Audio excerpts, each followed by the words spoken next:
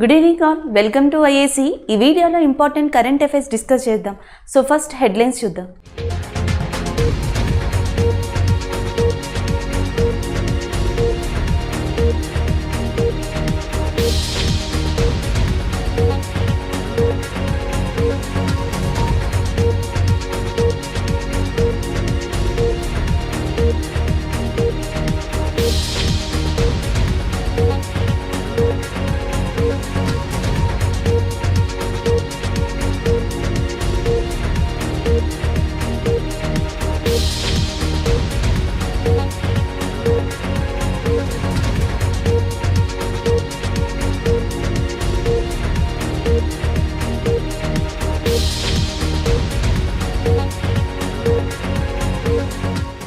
ఈ current affair book and ఆధార్కి సంబంధించింది. Book ఇక్కడ వచ్చేసి మనకి జంగల్ నామా అని చెప్పేసింది, చూసారా ఆ బుక్. అండ్ ఆధార్ వచ్చేటప్పటికి అమితావ్ ఘోష్, ఆ రినో రైటర్ ఇన్ ఇండియాగా చెప్పొచ్చు. అండ్ చాలా అవార్డ్స్ని అందుకున్నారు, జ్ఞానపీఠ అవార్డ్ని కూడా. సో అమితావ్ ఘోష్ గారు రాసిన బుక్ జంగల్ నామా. సో ఇది ఒక ఆడియో బుక్ వర్షన్ కింద కూడా రాబోతుంది, దానికి సంబంధించిన current affair. So audio book అయినా నార్మల్గానైనా జంగల్ నామా అనేది ఈ సంవత్సరం ఎవరు రాశారు అంటే అమిత్ ఘోష్గా మీరు గుర్తుపెట్టుకోవచ్చు.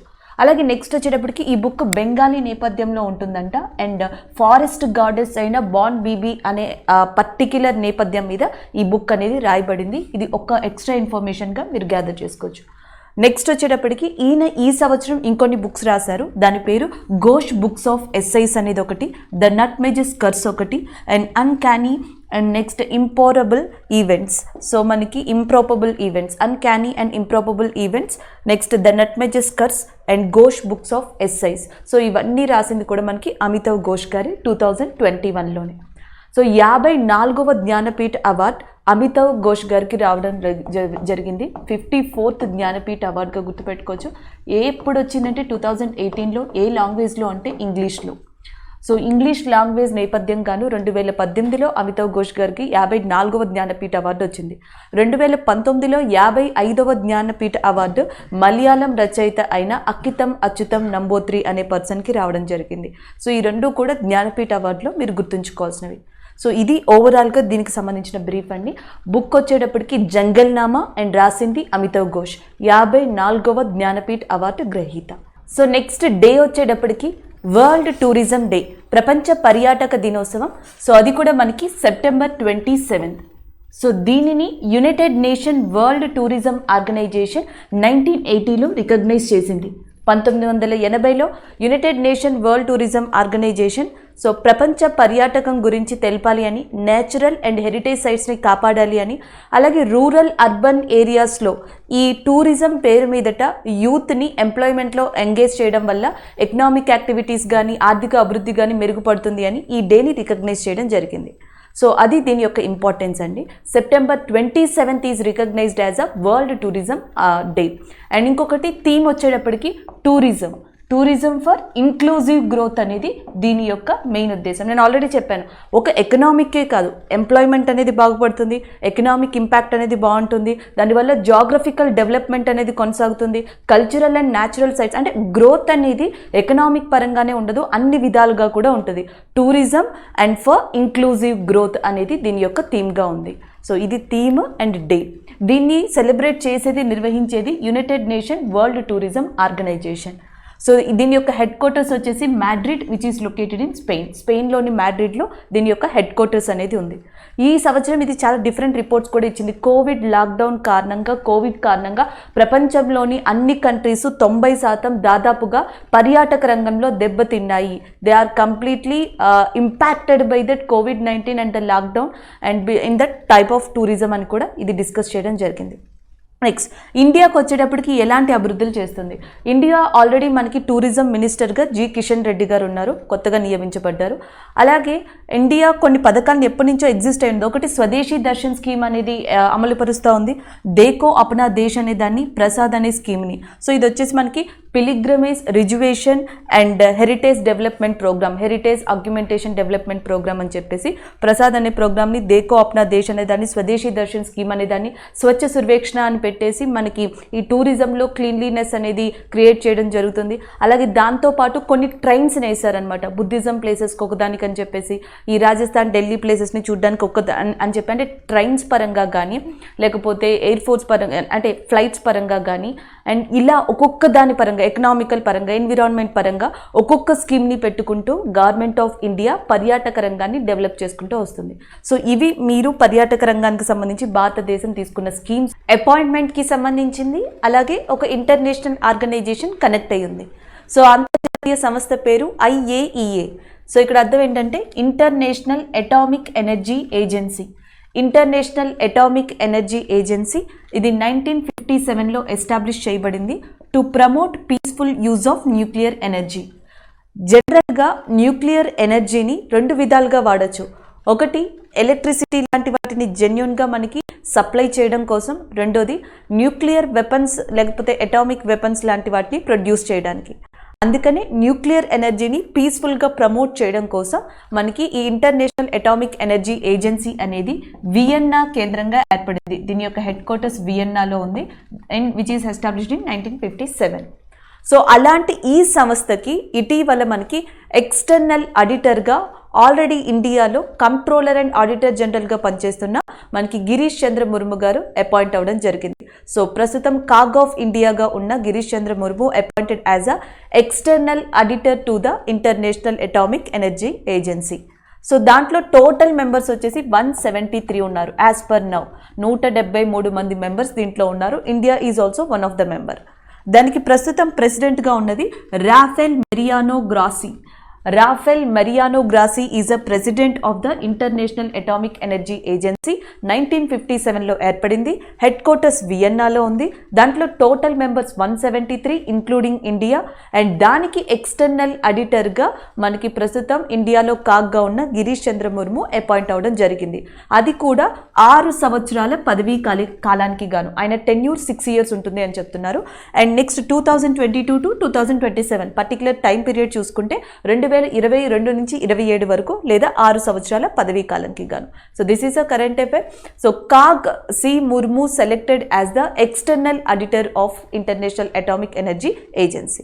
నేషనల్ సర్వీస్ స్కీమ్, జాతీయ సేవా పథకం అని కూడా దీన్ని పిలవచ్చు, NSS. నేషనల్ సర్వీస్ స్కీమ్కి సంబంధించిన 2019-20కి గాను 42 మందికి అవార్డ్స్ని ప్రకటించడం జరిగింది. దానికి సంబంధించిన కరెంట్ అఫైర్ ఇది. స్వతహాగా దీన్ని 1969లో ఒక సెంట్రల్ సెక్టార్ స్కీమ్ కింద లాంచ్ చేశారు. జాతీయ సేవా పథకాన్ని 1969లో మహాత్మా గాంధీ యొక్క ఆయన్ని ఇన్స్పైర్గా తీసుకొని ఆయన ఐడియాలజీ ప్రకారం మహాత్మా గాంధీ యొక్క అడుగుల్లో భాగంగా 1969లో సెంట్రల్ సెక్టార్ స్కీమ్ కింద ఈ జాతీయ సేవా పథకాన్ని స్టార్ట్ చేశారు. కానీ అవార్డ్స్ని స్టార్ట్ చేసింది 1993లో. అంటే ఇండివిజువల్గా కానీ కాలేజెస్ కానీ యూనివర్సిటీస్ కానీ సమాజం పట్ల ఎలాంటి కాంట్రిబ్యూట్ చేస్తాయి, ఎలాంటి ప్రోగ్రామ్స్ని నిర్వహిస్తాయి, సో దాన్ని బట్టి ఓవరాల్గా కొంతమందిని సెలెక్ట్ చేసి ఈ అవార్డ్స్ అనేది ఇవ్వడం జరుగుతుంది. అవార్డ్స్ 1993లో స్టార్ట్ అయ్యాయి, బట్ స్కీమ్ అనేది 1969లో స్టార్ట్ అయింది.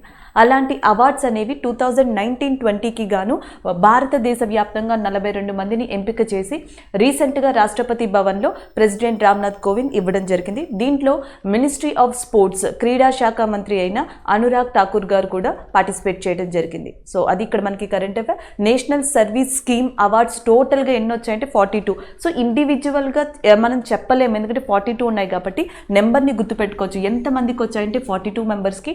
ఇంకొంచెం జీకే ఫ్యాక్టర్గా అడగాలి అనుకుంటే మనకి ఇది ఎప్పుడు స్టార్ట్ అయిందని అడగచ్చు, 1969లో. లేదా అవార్డ్స్ ఇవ్వడం ఎప్పుడు స్టార్ట్ అయింది అంటే 1993లో స్టార్ట్ అయినట్టుగా గుర్తుపెట్టుకోవచ్చు. So this is about that national service scheme awards. So next one ఒక అవార్డ్కి సంబంధించింది. రీసెంట్గా సిక్కిం, దట్ టు ఈస్ట్ సిక్కింలోని తీస్తా హైడ్రో పవర్ ప్రాజెక్ట్కి ఒక ఇంటర్నేషనల్ అవార్డు లభించింది. And 2021 IHA blue planet award. IHA అంటే ఇక్కడ అర్థం international hydro power association. 2021 international hydro power association blue planet అనే అవార్డ్ని మనకి ఈస్ట్ సిక్కింలో ఉన్న ఏదైతే 510 మెగావాట్స్ తీస్తా ప్రాజెక్ట్ ఉందో సో అది అందుకుంది. దానికి సంబంధించిన కరెంట్ అఫైర్ ఇది. So international hydro power association వచ్చి ఏ హైడ్రో పవర్ ప్రాజెక్ట్స్ అయితే ఎన్విరాన్మెంటల్ పరంగా, సోషల్ పరంగా, టెక్నికల్ పరంగా సస్టైనబుల్ డెవలప్మెంట్ని ఇంప్రూవ్ చేస్తాయో, దానితో కనెక్ట్ అయి ఉంటాయో, సో అలాంటి వాటికి ఈ అవార్డుని ఇవ్వడం జరుగుతుంది.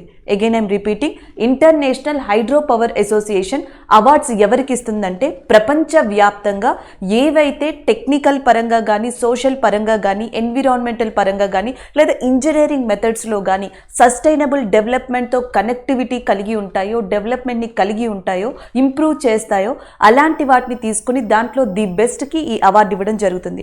అలా IHA బ్లూ ప్లానెట్ 2021 అవార్డు ఇండియాకి లభించింది, ఇండియాలోని సిక్కింకి లభించింది, సిక్కింలోని తీస్తా పవర్ ప్రాజెక్ట్కి లభించడం జరిగింది.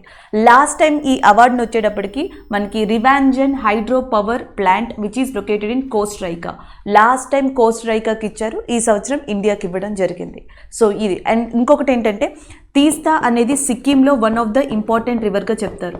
లైక్ ఆంధ్రప్రదేశ్లో గోదావరి, కృష్ణ మనం ఎంత ఇంపార్టెంట్గా అంటామో సిక్కింలో వన్ ఆఫ్ ద ఇంపార్టెంట్ రివర్గా మనకి తీస్తా అని చెప్తాం. ఆ తీస్తా హైడ్రో పవర్ ప్రాజెక్ట్కి ఇది లభించింది. అండ్ తీస్తా బ్రహ్మపుత్ర యొక్క ఉపనది, దీనిని లైఫ్ లైన్ ఆఫ్ సిక్కిం అని కూడా పిలుస్తారు. సిక్కిం జీవనాడిగా లేదా జీవ నదిగా కూడా మనకి తీస్తా రివర్ని పిలవడం జరుగుతుంది. సిక్కిం యొక్క గవర్నర్గా గంగా ప్రసాద్ ఉన్నారు, సిక్కిం యొక్క చీఫ్ మినిస్టర్గా ప్రేమ్ సింగ్ తమాంగ్. సిక్కిం యొక్క chief minister Prem Singh Tamang and governor Ganga Prasad. Important river మనకి Teesta and lifeline of Sikkim కూడా తీస్తానే. ఈ తీస్తా హైడ్రో పవర్ ప్రాజెక్ట్కి International hydro power association blue Planet award అనేది లభించింది. సో అలాగే తీస్తా రివర్ అనేది న్యూస్లోకి వచ్చింది కాబట్టి తీస్తా రివర్ కాన్ఫ్లిక్ట్ అనేది కూడా మనకి చాలా ఇంపార్టెంట్ అండి. ఆ కంట్రీస్ గుర్తుపెట్టుకోండి, జీకే ఫ్యాక్ట్లో మీకు యూజ్ అవుతుంది. ఒకటి ఇండియా అండ్ రెండోది వచ్చేటప్పటికి బంగ్లాదేశ్. సో బేసిక్గా ఏమవుతుందంటే సిక్కిం దగ్గర నుంచి మనకి తీస్తా రివర్ బంగ్లాదేశ్లోకి వెళ్ళి బ్రహ్మపుత్ర రివర్తో కలవడం జరుగుతుంది. అందుకే బ్రహ్మపుత్ర ఉపనది అని కూడా పిలుస్తారు. సో ఈ తీస్తా రివర్ గురించి సిక్కింకి, బంగ్లాదేశ్కి లేదా ఎస్పెషల్లీ ఇండియాకి, బంగ్లాదేశ్కి ఎప్పటి నుంచో ఒక వాగ్వివాదం అంటే కాన్ఫ్లిక్ట్ అనేది నడుస్తుంది. ఈ తీస్తాకి సంబంధించి తీస్తా 3, తీస్తా 4, తీస్తా 5 ఇలా ప్రాజెక్ట్స్ని కన్స్ట్రక్ట్ చేశారు. మనకి బ్లూ ప్లానెట్ అవార్డు అనేది ఈస్ట్ సిక్కింలో ఉన్న తీస్తా 5 అనే ప్రాజెక్ట్కి రాబడింది. అండ్ ఇంకొకటి ఏంటంటే అవే కాకుండా ఇంకొక 3 డ్యామ్స్ ఉన్నాయి. ఒకటి రంజిత్ డ్యామ్ అనేది ఒకటి, నెక్స్ట్ రాంగ్పో డ్యామ్ అనేది ఒకటి, నెక్స్ట్ రోంగ్లీ డ్యామ్ అనేది ఒకటి. రోంగ్లీ, రంజిత్ అండ్ రాంగ్పో డ్యామ్స్ అనేవి మనకి సిక్కింలో ఉన్నాయి. ఇక్కడ ఉన్న ఈజీనెస్ ఏంటంటే ప్రతి డ్యామ్ నేమ్ కూడా ఏదైతే రివర్ మీద కట్టారో అదే రివర్ పేరు మీద ఇచ్చారు. Teesta dam on Teesta river, next Rongli dam on Rongli river, Rangpo dam on Rangpo river, Ranjit dam on Ranjit river. So ఇలా మీరు ఒకసారి డ్యామ్స్ని గుర్తుపెట్టుకుంటే రివర్స్ని కూడా గుర్తుపెట్టుకోవచ్చు. ఇది సిక్కింకి సంబంధించిన ఇన్ఫర్మేషన్. సిక్కిం యొక్క స్టేట్ యానిమల్ వచ్చేటప్పటికి మనకి రెడ్ పాండా అనేది ఉంది. స్టేట్ బర్డ్ వచ్చేటప్పటికి బ్లడ్ ఫీసెంట్ అనేది దాని యొక్క స్టేట్ బర్డ్గా ఉంది. And important national park, highest peak site కూడా కాంచన్జంగ్ సిక్కింలో. సో ఇవి మీరు జీకే ఫ్యాక్టర్స్గా గుర్తుపెట్టుకోవచ్చు. సిక్కింకి వచ్చేటప్పటికి chief minister Prem Singh Tamang and governor Ganga Prasad. Next bird వచ్చేటప్పటికి blood pheasant and next animal వచ్చేటప్పటికి రెడ్ పాండా, ప్లేస్ వచ్చేటప్పటికి కాంచన్జంగ్. సో ఇవి సిక్కింలో మీకు ప్రతిసారి న్యూస్ వచ్చినప్పుడల్లా మీరు రివైజ్ చేయవలసిన బేసిక్ జీకే ఫ్యాక్టర్స్. ఇక్కడ ఒడిస్సా అతి త్వరలో junior men's hockey world cup అనేది కండక్ట్ చేయబోతుంది. దానికి సంబంధించిన ఒక షార్ట్ పీరియడ్ ఆఫ్ నోటీస్ కానీ అనౌన్స్మెంట్ కానీ ఒడిస్సా చీఫ్ మినిస్టర్ అయిన నవీన్ పట్నాయక్ అనౌన్స్ చేయడం జరిగింది. దానికి సంబంధించిన కరెంట్ అఫైర్. జనరల్గా ఒలింపిక్స్ వచ్చిన తర్వాత హాకీకి మళ్ళీ తిరిగి మనకి ఫేమ్ వచ్చిందని చెప్పొచ్చు ఈ సంవత్సరం. సో దాంట్లో ఒడిస్సా పాత్ర చాలా ఎక్కువ ఉందని చెప్పాలి. ఎందుకంటే 1980 నుంచి 2021, సో ఆల్మోస్ట్ 41 ఇయర్స్ వెయిటింగ్ తర్వాత ఇండియన్ మెన్స్ హాకీ టీం ఇండియాకి మళ్ళీ ఒలింపిక్స్లో తిరిగి ఒక మెడల్ని తీసుకొచ్చింది, బ్రాంజ్ మెడల్ని. అలాగే ఇండియాస్ విమెన్ హాకీ టీం మెడల్ని తీసుకురాకపోయినా ద బెస్ట్ పర్ఫార్మెన్స్ ఇచ్చి 4th ప్లేస్లో నిలిచింది. వీళ్ళిద్దరికీ కూడా గత కొద్ది సంవత్సరాలుగా, గత కొద్ది కాలంగా కాంట్రిబ్యూట్ చేస్తూ సపోర్ట్ చేస్తూ వచ్చిన స్టేట్ ఏది అంటే that is Odisha government. So అలాంటి ఒడిస్సా గవర్నమెంట్ అతి తక్కువ నోటీస్ పీరియడ్ ఆఫ్ టైంలోనే మనకి ఈ ఏమంటాం junior men's hockey world cup అనేది కండక్ట్ చేయబోతుంది. దాని యొక్క డేట్స్ వచ్చేటప్పటికి ఈ సంవత్సరం November 24th to December 5th. అది కూడా ఒడిస్సాలోని భువనేశ్వర్కి సంబంధించిన కళింగా స్టేడియంలో. ఇది వరకు ఇదే కళింగా స్టేడియంలో 2018లో కూడా హాకీ ఛాంపియన్షిప్ని కండక్ట్ చేశారు. మళ్ళీ ఈ సంవత్సరం కూడా ఇదే కళింగా స్టేడియం ఇన్ భువనేశ్వర్లో hockey championship for the juniors category, mens juniors category conduct చేయబోతున్నారు. నెక్స్ట్ అండ్ చాలా మందికి ఉన్న క్వశ్చన్ మార్క్ ఏంటంటే చాలా తక్కువ డ్యూరేషన్ ఆఫ్ పీరియడ్లో వీళ్ళు అనౌన్స్ చేసిన చాలా తక్కువ టైంకే వీళ్ళు ఇది కండక్ట్ చేయబోతున్నారు. కానీ ఒడిస్సా విషయంలో ఇది పాసిబుల్ అవుతుంది అని చాలామంది చెప్తున్నారు, ఎందుకంటే ఒడిస్సాకి ప్రీవియస్గా అనుభవం ఉంది. సో ద బెస్ట్ ఎగ్జాంపుల్ 2017లో ఏషియన్ అథ్లెటిక్ ఛాంపియన్షిప్ అనేది ఒడిస్సా నిర్వహించింది. అది అనౌన్స్ చేసిన 90 డేస్ కంటే 90 డేస్కే ఆ కార్యక్రమాన్ని స్టార్ట్ చేసింది, సక్సెస్ఫుల్గా కండక్ట్ చేసింది. ఇలా షార్ట్ నోటీస్ పీరియడ్ ఆఫ్ టైంలోనే గేమ్స్ని అనౌన్స్ చేసి అండ్ కండక్ట్ చేయగల క్రెడిటబిలిటీ ఒడిస్సాకు ఉంది. కాబట్టి ఈ సంవత్సరం కూడా ఇది సక్సెస్ఫుల్గా ఈ మెన్స్ జూనియర్ వరల్డ్ కప్ అనేది నిర్వహించబోతుంది అని చెప్పచ్చు. So that is one of the factor. అలాగే అది మనకి ఫెడరేషన్ ఆఫ్ ఇండియన్ హాకీ అని చెప్పేసి అంటాం, FIH, federation of Indian hockey. దీనికి ప్రెసిడెంట్గా నరేంద్ర బాత్రా గారు ఉన్నారు. ఈయన కూడా 22 మార్చ్ 2021 ఎంపికయ్యారు. ఇది అపాయింట్మెంట్లో ఈ సంవత్సరం ఉంది. నరేంద్ర బాత్రా ఈజ్ మనకి president of the federation of Indian హాకీగా చెప్పొచ్చు. అలాగే ఈ ఫెడరేషన్ ఆఫ్ ఇండియన్ హాకీ ఒక కొత్త ప్రోగ్రామ్ని కూడా స్టార్ట్ చేసింది. దాని పేరు హీరోస్ కనెక్ట్ అని చెప్పేసి. హీరోస్ కనెక్ట్ అనే ప్లాట్ఫామ్ని ఫెడరేషన్ ఆఫ్ ఇండియన్ హాకీ అనేది స్టార్ట్ చేసింది. సో లైక్ ఎవరైతే ఆల్రెడీ హాకీలో మనకి లెజెండరీస్గా ఉన్నారో, ఎవరైతే మెడల్స్ని తీసుకొచ్చారో, ఈ అప్కమింగ్ జనరేషన్ ఫ్యూచర్ హాకీ ప్లేయర్స్తో కనెక్ట్ చేస్తారు, డిస్కషన్స్ లాంటివి కండక్ట్ చేయడం జరుగుతుంది. సో హీరోస్ కనెక్ట్ అనేది హాకీకి సంబంధించిందే. నరేంద్ర బాత్రా ప్రెసిడెంట్గా ఉన్నారు. Odisha men's junior world hockey team అనే దాన్ని కప్ అనే దాన్ని కండక్ట్ చేయబోతుంది భువనేశ్వర్లోని కళింగ స్టేడియంలో. అలాగే ఒలింపిక్స్కి సంబంధించి మెన్స్ హాకీ టీం బ్రాంజ్ మెడల్ని తీసుకొస్తే విమెన్స్ హాకీ టీం వచ్చేటప్పటికి మనకి 4th ప్లేస్లో నిలిచారు. మెన్స్ హాకీ టీం కెప్టెన్గా మన్ప్రీత్ సింగ్ ఉన్నారు. సో అది కూడా మీరు గుర్తు పెట్టుకోవచ్చు.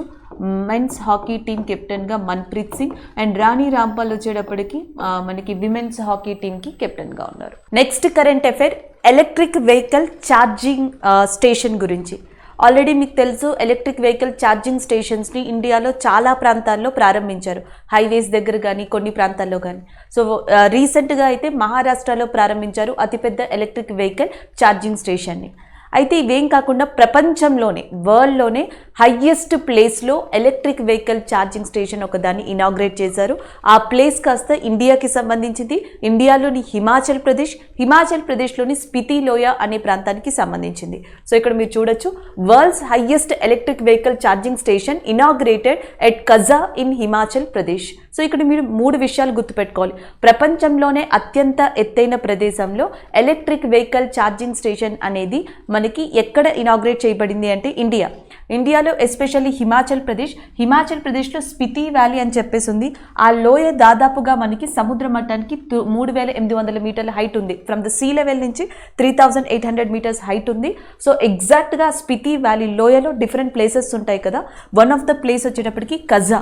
సో ఈ కజా అనే ప్లేస్లో మనకి ఇది ఇనాగ్రేట్ చేశారు. సో ఇది కరెంట్ అఫైర్ అండి. సో ఎవరు ఇనాగ్రేట్ చేశారు, దీని యొక్క స్పెసిఫికేషన్స్ ఏంటి అనేది చూద్దాం. మనకి పూణే బేస్డ్ ఒక స్టార్టప్ కంపెనీ ఉంది, దాని పేరు గోయిగో నెట్వర్క్. సో గోయిగో నెట్వర్క్ అనేది పూణే బేస్డ్ స్టార్టప్ అనమాట. ఇదేంటంటే electric vehicles, charging stations, charging sockets, points ఇలాంటి వాటిని డెవలప్ చేయడం దీని లక్ష్యం. దీని లక్ష్యంలో ఇంకోటి ఏంటంటే 2030 కల్లా భారతదేశంలోని పలు ప్రాంతాల్లో డిఫరెంట్ ప్లేసెస్లో ఎలక్ట్రిక్ వెహికల్ ఛార్జింగ్ పాయింట్స్ని, స్టేషన్స్ని ఏర్పాటు చేయడం అనేది దీని యొక్క లక్ష్యం. సో అలాంటి ఈ గోయిగో నెట్వర్క్ స్టార్టప్ ఏం చేసిందంటే హిమాచల్ ప్రదేశ్లోని ఈ కజా అనే ప్లేస్లో ఒక ఎలక్ట్రిక్ ఛార్జింగ్ స్టేషన్ని ఏర్పాటు చేసింది. అది కాస్త ప్రపంచంలోనే అత్యంత ఎత్తులో ఉన్న ఎలక్ట్రిక్ వెహికల్ ఛార్జింగ్ స్టేషన్ కింద ఏర్పడింది. సో అది ఇక్కడ కరెంట్ అఫైర్. దానితో పాటు రీసెంట్గా ఏం జరిగిందంటే వరల్డ్ జీరో ఎమిషన్స్ డే. మనకి వరల్డ్ జీరో ఎమిషన్స్ డే అనేది సెప్టెంబర్ 21 రికగ్నైజ్ చేశారు ఆ రోజున. సో ఏంటంటే కార్బన్ ఎమిషన్స్ కానీ ఇలాంటివి ఏమీ లేకుండా చూసుకోవాలనే ఉద్దేశంతో దీన్ని స్టార్ట్ చేయడం జరిగింది. ఆ వరల్డ్ జీరో ఎమిషన్స్ డే సందర్భంగా మనకి ఇక్కడ కనిపిస్తున్న గోయిగో అనేది టీవీఎస్ ఎలక్ట్రిక్ వెహికల్ వాళ్ళతో టైఅప్ అయ్యి మిషన్ జీరో ఎమిషన్స్ అనే దాన్ని స్టార్ట్ చేసింది. మిషన్ జీరో ఎమిషన్స్ అనే ఒక ప్రోగ్రామ్ని కండక్ట్ చేసింది. దీంట్లో ఏంటంటే టీవీఎస్ ఐక్యూబిక్ ఎలక్ట్రిక్ వెహికల్స్ రెండింటిని తీసుకొని సో వాటిని మనాలి నుంచి కజా వైపు కింద ఒక రైడ్ని కండక్ట్ చేసింది. సో మనకి మిషన్ జీరో ఎమిషన్స్ అనేది దేని సందర్భంగా కండక్ట్ చేశారు అంటే world zero emissions day September 21. So దేనికోసం అని అడిగితే సో జనరల్గా ఏంటంటే ఈ ఎలక్ట్రిక్ వెహికల్స్ని ప్రమోట్ చేయడానికి, ఛార్జింగ్ స్టేషన్స్ని ప్రమోట్ చేయడానికి, ఎన్విరాన్మెంట్ని ఎకో ఫ్రెండ్లీగా ఉంచడానికి. ఎక్కడి నుంచి ఎక్కడికి అంటే మనాలి టు కజా, లేదు డైరెక్ట్గా స్టేట్ అడిగారు అనుకోండి మీకు అసలు ప్రాబ్లమే ఉండదు, హిమాచల్ ప్రదేశ్ అని డైరెక్ట్గా ఆన్సర్ పెట్టచ్చు. సో 2 కరెంట్ అఫైర్స్ ఇంక్లూడ్ అయి ఉన్నాయి. ప్రపంచంలోని అత్యంత ఎత్తైన ఎలక్ట్రిక్ ఛార్జింగ్ స్టేషన్ని మనకి కజా అనే ప్రాంతంలో స్టార్ట్ చేశారు హిమాచల్ ప్రదేశ్లో. మిషన్ జీరో ఎమిషన్స్ అనే ప్రోగ్రామ్ని TVS and as well as GoEgo collaborate అయ్యి కజా టు మనాలి లేదా హిమాచల్ ప్రదేశ్లో కండక్ట్ చేశాయి. సో ఈ 2 ఇక్కడ మనకి ఇంపార్టెంట్. అలాగే డే వచ్చేటప్పటికి zero emissions day September 21. Himachal Pradesh chief మినిస్టర్గా మనకున్నది జైరామ్ ఠాకూర్ గారు. అలాగే Rajendra Vishwanath Arlekar the present governor of Himachal Pradesh. Himachal Pradesh యొక్క గవర్నర్ రాజేంద్ర విశ్వనాథ్ ఆర్లేకర్ గారు. అలాగే చీఫ్ మినిస్టర్ వచ్చేటప్పటికి జైరామ్ ఠాకూర్ గారు. సో ఈ 2 కూడా మీరు గుర్తుపెట్టుకోవచ్చు. So this is about the current affair. Next current affair ఒక స్టాట్యూ ఇనాగ్రేషన్కి సంబంధించి, అది కూడా బిట్కాయిన్ యొక్క ఫౌండర్ అయిన సతోషి నెక్మాటోకి సంబంధించింది.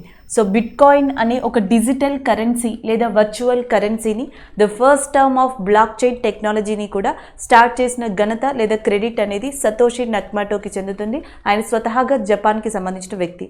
2008 గ్లోబల్ క్రైసిస్ ఆ టైంలో ఈయన ఈ కాయిన్ని ఇంట్రడ్యూస్ చేయడం జరిగింది. ఇది ప్రపంచవ్యాప్తంగా చాలా కంట్రీలు యాక్సెప్ట్ చేసి బ్యాన్ చేశాయి, తిరిగి యాక్సెప్ట్ చేశాయి, తిరిగి కొన్ని కంట్రీస్ లైక్ ఎల్ సెల్వెడార్ లాంటి కంట్రీస్ బిట్కాయిన్ని అండ్ రీసెంట్గా మనకి లీగలైజ్డ్ చేయడం కూడా జరిగింది. ఎల్ సెల్విడార్ లాంటి కంట్రీస్ బిట్కాయిన్ని లీగలైజ్ కూడా చేశాయి.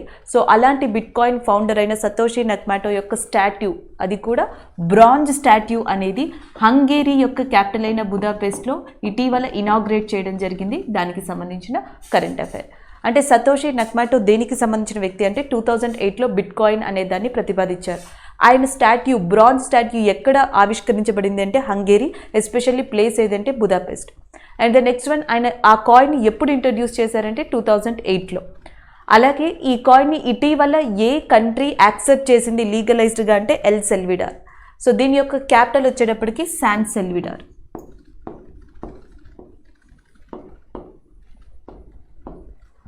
సో ఇవి మీరు ఓవరాల్గా గుర్తుపెట్టుకోవాల్సింది. The statue of bitcoin founder Satoshi Nakamoto and unveil in the Hungary area. Next current affair ఒక రిపోర్ట్కి అండ్ ర్యాంకింగ్కి సంబంధించింది. దాని పేరు global startup ecosystem report. So దీనిని మీకు స్టార్టప్ జినోమ్ అనే సంస్థ ఇవ్వడం జరిగింది. సో దీంట్లో ఏంటంటే ఓవరాల్గా ప్రపంచంలోని సిటీస్ అవి స్టార్టప్ ఎకోసిస్టమ్కి సంబంధించి ఇచ్చిన పర్ఫార్మెన్స్ని బట్టి ఈ ర్యాంకింగ్ అనేది వివిధ కేటగిరీస్లో ఇవ్వబడింది. ఓవరాల్గా ఏవైతే ప్రపంచంలోని సిటీస్ ఉన్నాయో స్టార్టప్ ఎకోసిస్టమ్ ర్యాంకింగ్స్లో టాప్లో ఉన్నది మనకి యుఎస్ఏ యొక్క సిలికాన్ వ్యాలీ, తర్వాత యుఎస్ఏ యొక్క న్యూయార్క్, నెక్స్ట్ వచ్చేటప్పటికి యూకే బేస్డ్ అయిన London and next China based అయిన బీజింగ్. టాప్ 4లో ఇవి ఉన్నాయి, silicon valley, New York, London, Beijing. ఓవరాల్గా చూసుకుంటే ఈ రిపోర్ట్ ఏం చెప్తుంది అంటే స్టార్టప్ ఎకోసిస్టమ్కి సంబంధించి ప్రపంచవ్యాప్తంగా సిటీస్లో 50%, half of the domination USA కంట్రీది ఉంది అండ్ కొనసాగుతూ వస్తుంది కొన్ని సంవత్సరాలుగా అని చెప్పడం జరిగింది. ఇక ఇండియా విషయానికి వస్తే ఇదే కేటగిరీలో బెంగళూరు వచ్చేటప్పటికి 23rd పొజిషన్లో, ఢిల్లీ వచ్చేటప్పటికి 36th పొజిషన్లో ఉంది. ఇది ఒక కేటగిరీ. ఇంకొక కేటగిరీ ఏంటంటే emerging ecosystem startup. Emerging ecosystem startup కేటగిరీలో ఓవరాల్గా లీడ్లో ఉన్నది ఇండియాకి సంబంధించిన ముంబై సిటీ. అందుకే నేను వివిధ కేటగిరీస్ అని చెప్పాను, డిఫరెంట్ కేటగిరీస్. స్టార్టప్ జినోమ్ అనే సంస్థ డిఫరెంట్ కేటగిరీస్కి సంబంధించిన ఈ గ్లోబల్ స్టార్టప్ ఎకోసిస్టమ్ రిపోర్ట్ అనేది ఇచ్చింది. సిటీస్కి సంబంధించి గ్లోబల్ స్టార్టప్ ఎకోసిస్టంలో టాప్లో ఉన్నది సిలికాన్ వ్యాలీ. ఓవరాల్గా ఉన్న కంట్రీ టాప్లో యుఎస్ఏ. ఇండియాకి సంబంధించి Bengaluru 23rd, Delhi 36. Second category వచ్చేటప్పటికి ఎమర్జింగ్ ఎకోసిస్టమ్. సో దీంట్లో టాప్గా ఉన్నది ముంబై. ఇవి మనం గుర్తుపెట్టుకోవాల్సింది. ఇదే రిపోర్ట్ ఇంకొకటి కూడా ఉందండి, గ్లోబల్ స్టార్టప్ ఎకోసిస్టమ్ ఇండెక్స్ అని చెప్పేసి ఉంది. గత కొద్ది కాలం క్రితం మనకి స్టార్టప్ బ్లింక్ అనే సంస్థ ఈ the global startup ecosystem index అనేది ఇచ్చింది. దాంట్లో ఇండియా ఓవరాల్ ర్యాంక్ వచ్చేటప్పటికి 20th ఉంది. టాప్లో వచ్చేటప్పటికి again USA is there, second UK is there, third one Israel is there, ఫోర్త్లో జర్మనీ ఉంది. First US, second UK, third Israel and India యొక్క ర్యాంక్ వచ్చేటప్పటికి 20th ర్యాంకింగ్గా ఉంది. సో ఇవి ఓవరాల్గా మనకి గ్లోబల్ స్టార్టప్ ఎకోసిస్టమ్ ఇండెక్స్కి సంబంధించిన ర్యాంకింగ్స్. ఇవి రిపోర్ట్కి సంబంధించి రీసెంట్గా ఈ సంస్థ ఇచ్చిన rankings. So that is about the global startup ecosystem report. And ఇండియాగా చూసుకుంటే ఆల్ ఓవర్గా బెంగళూరు టాప్ పొజిషన్లో ఉంది అన్ని సిటీస్లో కల్లా. అండ్ ఎమర్జింగ్ కేటగిరీలో ముంబై టాప్ పొజిషన్లో ఉంది. ప్రపంచవ్యాప్తంగా చూసుకుంటే యూఎస్ఏ కంట్రీ టాప్ పొజిషన్లో ఉంది. అండ్ సిటీ చూసుకుంటే silicon valley is in the top. Next one UNESCO యొక్క వరల్డ్ బుక్ క్యాపిటల్కి సంబంధించింది. అది కూడా 2023కి సంబంధించిన దాన్ని అనౌన్స్ చేశారు. సో ఇది అనౌన్స్ చేసింది యునెస్కో యొక్క డైరెక్టర్ జనరల్ అయిన మనకి ఆడ్రే ఎజోలే. సో ఆడ్రే ఎజోలే ప్రస్తుతం మనకి యునెస్కో డైరెక్టర్ జనరల్గా ఉన్నారు. సో ఆమె 2023కి సంబంధించి వరల్డ్ బుక్ క్యాపిటల్గా మనకి ఘనా యొక్క రాజధాని అయిన ఆక్రా అనే దాన్ని అనౌన్స్ చేయడం జరిగింది. దానికి సంబంధించింది. అండ్ మనకి ఇక్కడ చూడొచ్చు 23rd ఏప్రిల్ అనే దాన్ని ప్రతి సంవత్సరం world book and copyright day కింద తీసుకుంటారు. 23rd April world book and copyright day. So ఈ డే సందర్భంగా పలు ప్రోగ్రామ్స్ని కూడా నిర్వహించడం జరుగుతుంది. అలాగే వరల్డ్ బుక్ క్యాపిటల్ ఏదైతే ఉందో సో దానికి సంబంధించిన పలు ఈవెంట్స్ని కండక్ట్ చేస్తారు, అవేర్నెస్ని కూడా ఇవ్వడం జరుగుతుంది. ఈ సంవత్సరం వరల్డ్ బుక్ క్యాపిటల్గా ఉన్నది జార్జియా రాజధాని అయిన టిబ్లిసీ. సో నెక్స్ట్ ఇయర్ వచ్చేటప్పటికి ఇది మెక్సికోకి సంబంధించిన ప్లేస్ అండి. సో తెలుగులో మీకు మీనింగ్ వచ్చేటప్పటికి ఇలా వస్తుంది. నార్మల్గా అయితే గ్వాడ్లహారా అని చెప్పేసి పిలుస్తారంట, ఇది silent. Guadalajara is a place in that Mexico. అది 2022 వరల్డ్ బుక్ క్యాపిటల్. 2023 వచ్చేటప్పటికి Accra the capital of Ghana. 2021 వచ్చేటప్పటికి Tbilisi in Georgia. So Georgia, Mexico, Ghana 21, 22, 23 world book capital ప్లేసెస్ని సొంతం చేసుకున్నాయి. దీన్ని యునెస్కో డైరెక్టర్ జనరల్ రీసెంట్గా అనౌన్స్ చేయడం జరిగింది. సో ఈ ప్లేసెస్లో డిఫరెంట్ ఈవెంట్స్ని అనౌన్స్ చేసి దాన్ని డెవలప్ చేయడం, అవేర్నెస్ ఇవ్వడం జరుగుతుంది. అది కూడా 23rd April world book and copyright day సందర్భంగా. సో ఈ డే అనేది ఆల్రెడీ ఏప్రిల్లో అయిపోయింది. దీనికి సంబంధించిన ఈవెంట్స్ అన్నీ కూడా టిబ్లిసీలో జరిగాయి. అయితే నెక్స్ట్ క్యాపిటల్ని కూడా రీసెంట్ సమావేశంలో అనౌన్స్ చేశారు యునెస్కో డైరెక్టర్ జనరల్. సో దానికి సంబంధించిన current affair. So next one కేవీఐసీకి సంబంధించింది. Khadi village industry commission, KVIC. And రీసెంట్గా ఒడిస్సాలో ఒక సిల్క్ యార్న్ సెంటర్, అంటే మనకి సిల్క్ని నేసే ఒక సెంటర్ని అరేంజ్ చేసింది. అది కూడా కటక్ యొక్క కేంద్రంగా, Choudwar in Cuttack, Odisha. So central మనకి ఏదైతే ఖాదీ విలేజ్ ఇండస్ట్రీ కమిషన్ ఉందో సో అది ఒక తుషార్ సిల్క్ యార్న్ సెంటర్ అనే దాన్ని మనకి ప్రారంభించింది. సో సిల్క్లో ఒక వెరైటీగా దీన్ని తుషార్ అనే దాన్ని చెప్తారు. సో దానికి సంబంధించిన ఒక సిల్క్ సెంటర్ ఇది. సో దీనిని ఖాదీ విలేజ్ ఇండస్ట్రీ కమిషన్ యొక్క చైర్మన్ అయిన వినయ్ కుమార్ సక్సేనా ప్రారంభించారు. మొత్తంగా ఈ సెంటర్ని ఏర్పాటు చేయడానికి 75 lakhs 75 లక్షలైంది.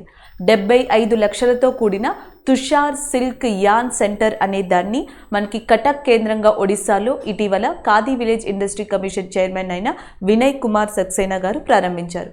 సో దీనివల్ల ఏంటంటే ఒడిస్సాలో సెల్ఫ్ హెల్ప్ గ్రూప్స్ విమెన్స్ కానీ, ట్రైబల్ విమెన్స్ కానీ, ట్రైబల్ ఫార్మర్స్ కానీ వీళ్ళందరూ కూడా చాలా ఎక్కువగా లబ్ధి పొందుతారంట. ఎందుకంటే ఇప్పటి వరకు వీళ్ళందరూ కర్ణాటక అండ్ తమిళనాడు ఇలాంటి ప్రాంతాల మీద ఎక్కువగా డిపెండ్ అయ్యారంట.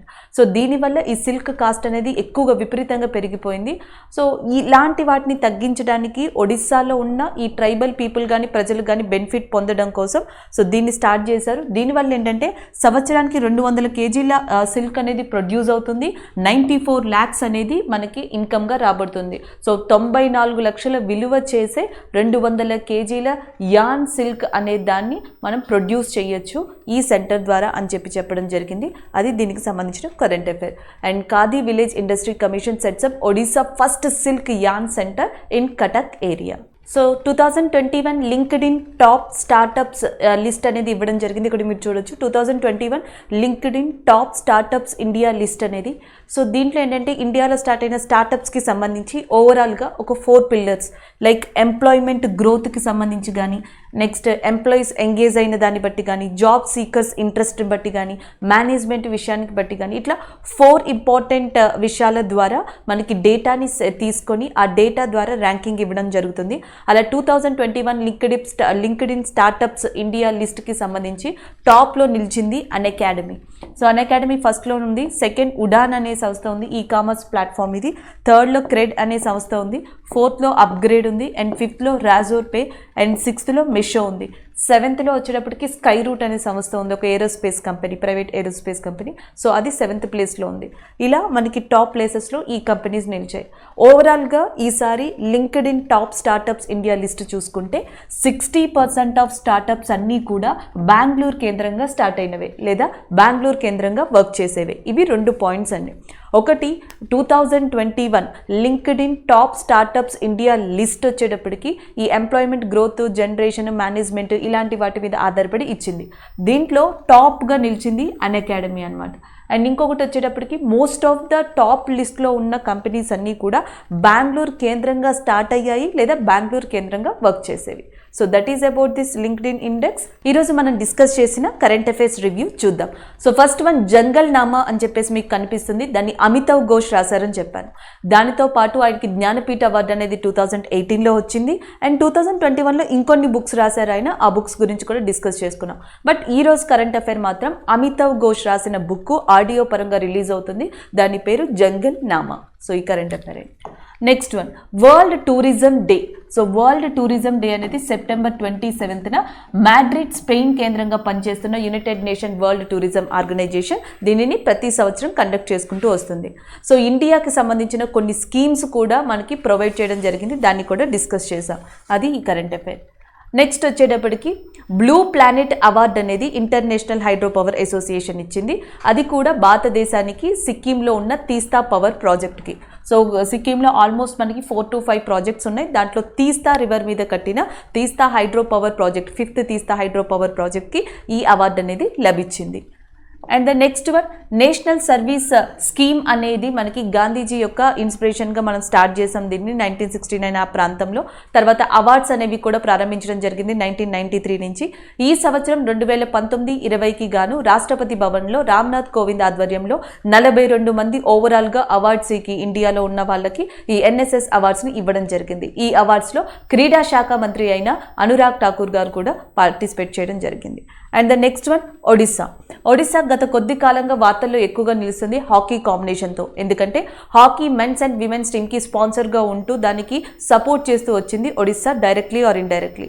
అలాంటి ఒడిస్సా 2018లో కూడా హాకీ కప్ అనే దాన్ని, వరల్డ్ కప్ అనే దాన్ని నిర్వహించింది. మళ్ళీ గతంలో నిర్వహించినట్టుగానే ఈసారి కూడా 2021లో నవంబర్-డిసెంబర్ ప్రాంతంలో భువనేశ్వర్లో ఉన్న కళింగ స్టేడియంలో మనకి men's junior hockey world cup అనేది కండక్ట్ చేయబోతుంది. దానికి సంబంధించిన కరెంట్ అఫైర్ ఇది.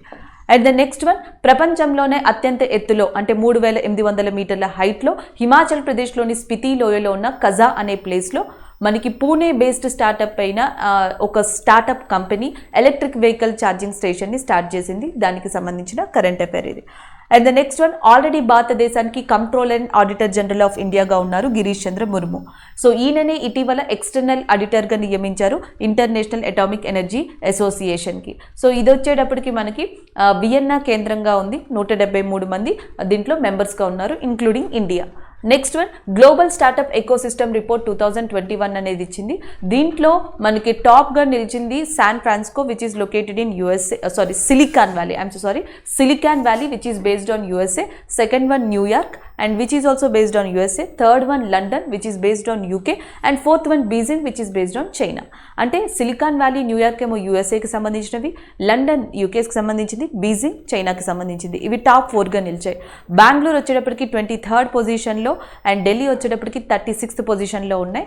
కాకపోతే ఎమర్జింగ్ ఎకోసిస్టమ్ స్టార్టప్ ఇండెక్స్లో మనకి ముంబై వచ్చేటప్పటికి ఓవరాల్గా టాప్ పొజిషన్లో నిలిచింది.